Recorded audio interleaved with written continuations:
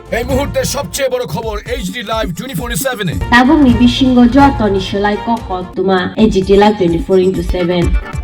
इस वक्त की सबसे बड़ी खबर breaking news now on HD live 24/7 এখানে গিয়েও কমিশনের বিনিময়ে সেখানে গিয়ে এগুলি এটা কি পরিশ্রম করব আমি আর ভোগ করবে বিদেশি কোম্পানি এইভাবে এগুলো করছেন মল করেছেন মলিয়ানের বিভিন্ন মালপত্র ঢুকাচ্ছেন আমরা তখনই বলেছিলাম দরকার লাগলে ক্ষুদ্র ব্যবসায়ীদেরকে পুঁজির যোগান দাও তারা ভালোভাবে ব্যবসা করে বেঁচে থাকতে চায় কিন্তু এই সিস্টেম যদি লাগু করা হয় আমাদের ক্ষুদ্র ব্যবসায়ীরা কাজ থেকে বঞ্চিত হবে আপনারা জানেন কিনা কয়েক কোটি ক্ষুদ্র ব্যবসায়ী এখন কাজ হারিয়েছে এই ধরুন বেশি দূরে গিয়ে লাভ নেই আমাদের তো হকার্স কর্নার খুব পুরনো কিন্তু এটা আজকের না বহু পুরনো এখন যান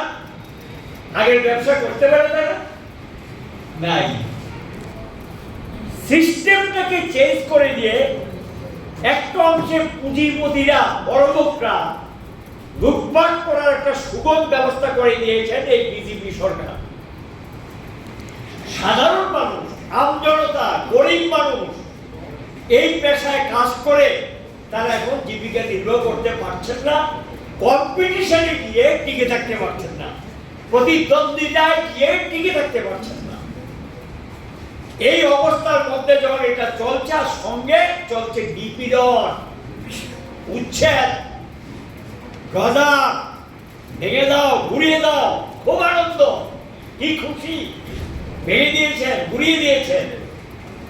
এটা কি আইন তো বলেছে তার বিকল্প ব্যবস্থা করতে হবে বামফ্রন্টের সময় রাস্তা বড় করেছেন এই আগরতলা শহর বিভিন্ন মহকুমা শহর অনেক রাস্তা বড় করেছেন হকারদের নিয়ে বিকল্প একটা বাজারে নিয়ে বসিয়ে দিয়েছেন এখন উচ্ছেদ হয় কোন হকার বিকল্প জায়গা খুঁজে পায় না বিকল্প জায়গা দেওয়ায় না বলেছে তিনি বেআইনিভাবে বসেছেন এই দায়িত্ব সরকারের নেই দায়িত্ব এই সরকারটা নিতে চান না সরকার কিসের জন্য